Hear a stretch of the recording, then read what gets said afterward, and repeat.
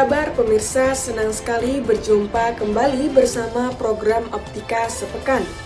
Bersama saya Ratu akan menyampaikan sejumlah informasi yang menarik.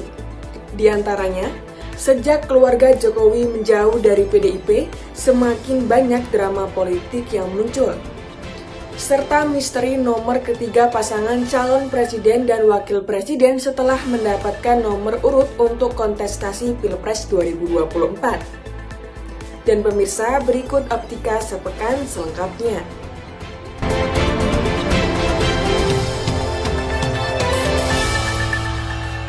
Hasil musyawarah politik Partai Golkar yang mengusung Gibran Rakabuming Raka sebagai bakal calon wakil presiden menjadi awal dramaturgi politik di Indonesia. Gibran kemudian diputuskan dan dideklarasikan mendampingi Prabowo Subianto untuk mendaftar ke KPU.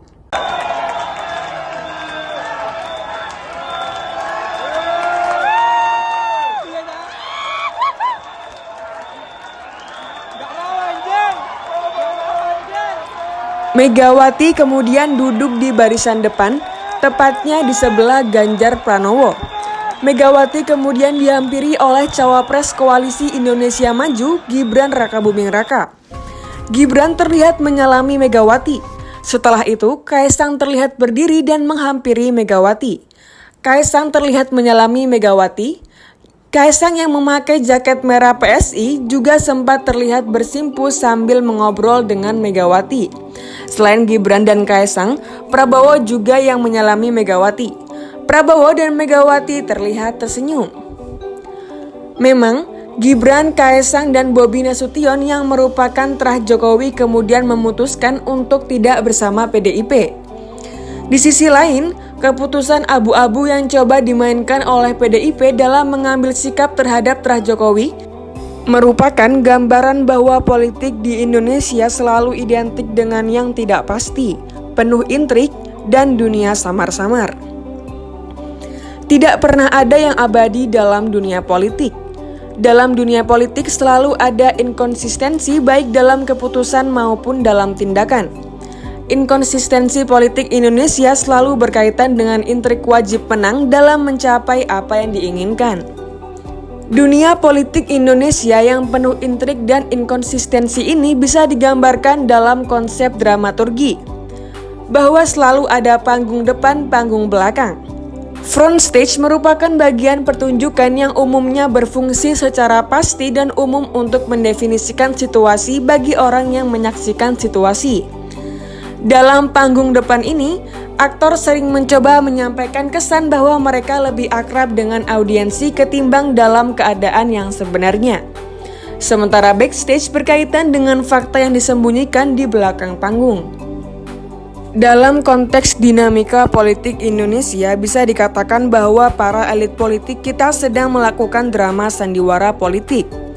Ketika berada di panggung depan, para elit selalu memberikan sejumlah statement yang seolah-olah mereka sedang berjuang mati-matian demi rakyat. Bahkan kesan yang ditampilkan tidak kalah serunya dengan kesan-kesan yang ditampilkan oleh para artis. Mereka selalu berdalih bahwa apa yang mereka lakukan adalah demi rakyat dan bangsa Indonesia. Namun hal yang sebenarnya, para politikus kita sebenarnya menyembunyikan sesuatu di setiap statement yang mereka ungkapkan. Setiap keputusan yang mereka ambil dengan dalih untuk rakyat sebenarnya merupakan satu ungkapan perjuangan untuk diri mereka sendiri dan kelompok partainya. Gambaran inkonsistensi para elit politik bangsa ini hanyalah secuil gambaran dinamika perpolitikan di Indonesia. Konflik-konflik verbal yang ditampilkan di depan panggung merupakan bagian dari konflik perebutan kekuasaan dan jabatan. Para elit politik mencoba membungkus kepentingan kelompok dan golongan tertentu dalam bingkai kepentingan rakyat. Kepentingan rakyat seringkali dijadikan tameng bagi kepentingan politik. Dunia politik adalah dunia sandiwara, dunia panggung dan pementasan, sehingga setiap sutradara bahkan bisa memainkan perannya masing-masing. Oleh karena itu dibutuhkan sikap bijaksana dan pendidikan politik yang baik bagi setiap warga negara agar tidak mudah dipengaruhi oleh kepentingan tertentu. Tim Liputan Optika.id melaporkan. Ketiga pasangan calon presiden dan wakil presiden telah mendapatkan nomor urut untuk kontestasi Pilpres 2024. Nomor urut tersebut didapatkan setelah ketiga pasangan mengikuti pengundian dalam rapat pleno terbuka yang dilakukan di gedung KPU Jalan Imam Bonjol Selasa lalu. Dari pengundian tersebut, nomor urut 1 diperoleh pasangan Anies Baswedan Muhaimin Iskandar. Nomor urut 2 dikantongi Prabowo Subianto Gibran Rakabuming Raka, dan nomor urut 3 didapat Ganjar Pranowo Mahfud MD. Lantas bagaimana makna dan harapan dari nomor urut bagi masing-masing pasangan Capres-Cawapres? Bagi Kapten Tim Nasional Pemenangan Amin, Muhammad Syaugi bersyukur mendapat urutan nomor urut 1 di Pilpres 2024. Dia berharap nomor urut 1 pertanda baik dengan memenangkan Pilpres 1 putaran. Bagi juru bicara Koalisi Indonesia Maju, Irwan menyebut nomor urut 2 adalah simbol kemenangan dan perdamaian, di mana semangat perjuangan akan menang satu putaran dengan semangat pemilu damai. Menang satu putaran adalah target realistis. Target ini juga diperkuat data banyak lembaga survei bahwa dukungan masyarakat Indonesia atas pasangan Prabowo Gibran sudah di atas 40%. Sedangkan bagi Capres mendapatkan nomor urut 3, berharap kampanye dan pesta demokrasi yang penuh keharmonisan dan kebersamaan, diharapkan paslon Ganjar Mahfud MD bisa menciptakan Indonesia yang sejuk dan damai serta menunjukkan keindahan pesta demokrasi. Ganjar merespon nomor tersebut diyakini bisa mempersatukan segala perbedaan dalam proses politik. Tim Liputan Optika.id melaporkan. Pemilihan umum mengatur pasal pelanggaran melalui undang-undang. Berdasarkan Undang-Undang Nomor 7 Tahun 2017 tentang Pemilihan Umum, terdapat 3 jenis pelanggaran pemilu, yakni pelanggaran kode etik, pelanggaran administratif, dan tindak pidana pemilu. Daripada proses demokrasi menyampaikan pendapat. Tapi publik juga harus dididik untuk tidak menyampaikan sesuatu yang tidak berdasarkan fakta. Apa benar ada komandan yang memerintahkan bawahannya berpihak kepada caleg tertentu atau partai tertentu? Pelanggaran pemilu menjadi tindakan yang bertentangan atau tidak sesuai dengan peraturan perundang-undangan terkait pemilu. Pelanggaran pemilu dapat berasal dari temuan atau laporan. Temuan pelanggaran pemilu merupakan hasil pengawasan aktif dari Bawaslu dan pengawas tempat pemungutan suara pada setiap tahapan penyelenggaraan pemilu. Adanya pelanggaran pemilu juga dapat dilaporkan selain oleh Bawaslu. Laporan pelanggaran pemilu disampaikan secara tertulis dan paling sedikit memuat nama dan alamat pelapor, pihak terlapor, waktu, tempat kejadian perkara, dan uraian kejadian. Laporan pelanggaran pemilu disampaikan paling lama 7 hari kerja sejak diketahui terjadinya dugaan adanya pelanggaran pemilu. Berdasarkan Undang-Undang Nomor 7 Tahun 2017 tentang Pemilihan Umum, terdapat 3 jenis pelanggaran pemilu, yaitu pelanggaran kode etik, merupakan pelanggaran etika penyelenggara pemilu terhadap sumpah dan janji sebelum menjalankan tugas sebagai penyelenggara pemilu. Pelanggaran kode etik ditangani oleh Dewan Kehormatan Penyelenggara Pemilu dan putusannya berupa sanksi teguran tertulis, pemberhentian sementara, pemberhentian tetap atau rehabilitasi. Kemudian pelanggaran administratif merupakan pelanggaran terhadap tata cara, prosedur atau mekanisme yang berkaitan dengan administrasi pelaksanaan tahapan pemilu. Pelanggaran administratif pemilu ditangani oleh Bawaslu dan putusannya berupa perbaikan administrasi terhadap tata cara, prosedur, atau mekanisme sesuai peraturan perundang-undangan, teguran tertulis, tidak diikutkan dalam tahapan tertentu dalam penyelenggaraan pemilu atau sanksi administratif lainnya sesuai Undang-Undang Pemilu. Serta pelanggaran tindak pidana pemilu merupakan tindak pidana pelanggaran dan atau kejahatan terhadap ketentuan tindak pidana pemilu sebagaimana diatur dalam Undang-Undang Pemilu serta Undang-Undang Pemilihan Kepala Daerah dan Wakil Kepala Daerah. Tindak pidana pemilu ditangani oleh Bawaslu, kepolisian, dan kejaksaan yang tergabung dalam forum Lembaga Penegakan Hukum Terpadu. Perkara tindak pidana pemilu diputus oleh pengadilan negeri dan putusan ini dapat diajukan banding kepada pengadilan tinggi. Putusan pengadilan tinggi adalah putusan terakhir dan mengikat serta tidak dapat dilakukan upaya hukum lain. Maka siapapun pihak harus bijak dan bisa memanfaatkan aturan main tersebut demi menegakkan demokrasi yang berkualitas. Temuan pelanggaran juga harus berdasarkan fakta dan bukti. Jangan sampai berbentuk cerita fiksi atau opini.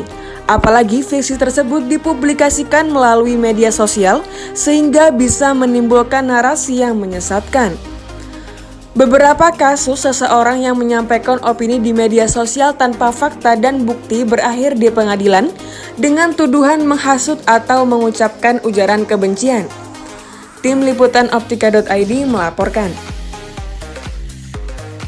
Mengidentifikasi model kampanye yang efektif dan relevan menjadi kunci sukses dalam membangun kehadiran dan pengaruh caleg atau capres sekaligus. Berikut ini model kampanye yang dapat diimplementasikan dengan sukses di Indonesia dengan fokus tingkat SEO untuk meningkatkan visibilitas. Yang pertama, model kampanye berbasis cerita. Terbukti efektif dalam membangun keterlibatan konsumen di Indonesia. Dengan memanfaatkan narasi yang kuat dan relevan dengan nilai lokal, perusahaan dapat membentuk ikatan emosional dengan audiens. Menceritakan kisah yang mencerminkan pengalaman hidup lokal dapat menciptakan keterhubungan yang mendalam dan meningkatkan kepercayaan konsumen. Kemudian model kampanye berbasis influencer lokal. Indonesia memiliki pasar influencer yang besar dan beragam. Model kampanye ini melibatkan kerjasama dengan influencer lokal yang memiliki pengaruh besar di media sosial. Memilih influencer yang sesuai dengan nilai merek dan target audiens dapat membantu mencapai eksposur yang lebih luas dan meningkatkan kepercayaan konsumen. Ketiga, kampanye keterlibatan sosial. Masyarakat Indonesia sangat responsif terhadap kampanye yang memiliki dampak sosial positif. Melibatkan diri dalam inisiatif sosial seperti kampanye amal atau program keberlanjutan dapat memberikan dampak positif pada citra merek. Kampanye semacam ini tidak hanya menciptakan kesan baik tetapi juga memperkuat keterlibatan dengan konsumen. Keempat, kampanye berbasis lokalitas. Indonesia adalah negara yang besar dan beragam budaya. Menciptakan kampanye yang memahami dan menghargai keberagaman ini dapat meningkatkan resonansi merek. Kampanye berbasis lokalitas dapat mencakup unsur-unsur kultural dan tradisional yang mencerminkan identitas daerah, memperkuat ikatan dengan konsumen di seluruh Indonesia. Kelima, kampanye berbasis edukasi. Pendekatan edukasi dalam kampanye dapat sangat efektif di Indonesia, terutama untuk produk atau layanan yang membutuhkan pemahaman yang lebih mendalam. Menyediakan informasi yang bermanfaat dan relevan dapat meningkatkan kepercayaan konsumen dan memposisikan merek sebagai otoritas dalam industri tertentu. Keenam, kampanye interaktif dan keterlibatan konsumen. Mengajak warga untuk berpartisipasi aktif dalam kampanye dapat meningkatkan keterlibatan dan kepercayaan. Kontes online, polling, atau kampanye yang mengajak warga berbagi pengalaman dapat menciptakan hubungan dua arah yang kuat antara sang tokoh dengan warganya. Kemudian kampanye video konten kreatif. Video konten kreatif semakin populer di Indonesia, terutama di platform seperti YouTube dan Instagram. Menggunakan format video untuk menyampaikan pesan kampanye dapat meningkatkan daya tarik dan keterlibatan. Pastikan video memanfaatkan unsur-unsur kreatif dan visual yang sesuai dengan selera lokal. Setelah mengimplementasikan model kampanye, penting untuk terus memantau dan mengukur kinerja melalui analisis data. Optimalisasi konten dan strategi kampanye berdasarkan respon dan tren konsumen dapat meningkatkan efektivitas kampanye seiring waktu. Dengan memilih dan menggabungkan model kampanye yang sesuai dengan karakteristik pasar Indonesia, bisnis dapat memaksimalkan pengaruhnya dan meraih keberhasilan dalam pemasaran online. Model kampanye yang mencerminkan nilai lokal dan budaya akan mendapatkan perhatian yang lebih besar dan membangun kepercayaan warga, dan menciptakan dasar yang kuat untuk memilih caleg dan capres yang dikampanyekan. Tim Liputan Optika.id melaporkan. Serangan Zionis Israel terhadap warga sipil di Gaza ternyata punya maksud. Memang mereka sengaja tidak mencari dan menangkap tentara Hamas, namun justru menebar ketakutan warga sipil dengan teror membunuhnya. Tujuan menciptakan rasa ketakutan itu agar warga Palestina segera melarikan diri dari Gaza Utara dan meninggalkan negerinya. Saat ini sudah banyak truk yang mengangkut warga bergerak ke selatan saat tank-tank Israel meluncur lebih jauh ke daerah kantong tersebut. Seorang menteri Israel dan anggota senior sayap kanan pemerintahan Perdana Menteri Benjamin Netanyahu mengatakan bahwa Gaza tidak dapat bertahan sebagai entitas independen dan akan lebih baik bagi warga Palestina di sana untuk pindah ke negara lain. Dia adalah Menteri Keuangan Bezalel Smotrich yang memimpin salah satu partai nasionalis keagamaan. Bezalel Smotrich mendukung seruan dua anggota parlemen Israel yang menulis dalam editorial Wall Street Journal bahwa negara-negara barat harus menerima warga Gaza yang menyatakan keinginan untuk pindah. Komentar tersebut semakin membuat takut dunia Arab bahwa Israel ingin mengusir warga Palestina dari tanah tempat mereka tinggal. Peristiwa ini seperti mengulangi perampasan massal warga Palestina ketika Israel didirikan pada tahun 1948. Saya menyambut baik inisiatif imigrasi sukarela warga Arab Gaza ke negara-negara di seluruh dunia, kata Bezalel Smotrich dalam sebuah pernyataan. Ini adalah solusi kemanusiaan yang tepat bagi penduduk Gaza dan seluruh wilayah setelah 75 tahun menjadi pengungsi, kemiskinan, dan bahaya. Wilayah sekecil jalur Gaza tanpa sumber daya alam tidak dapat bertahan sendirian. Negara Israel tidak akan lagi dapat menerima keberadaan entitas independen di Gaza. Selama invasi Israel ke jalur Gaza, sebuah wilayah pesisir yang diblokade dan dikuasai oleh gerakan Islam Hamas yang merupakan rumah bagi sekitar 2/3 juta orang, sebagian besar dari mereka adalah pengungsi setelah perang sebelumnya.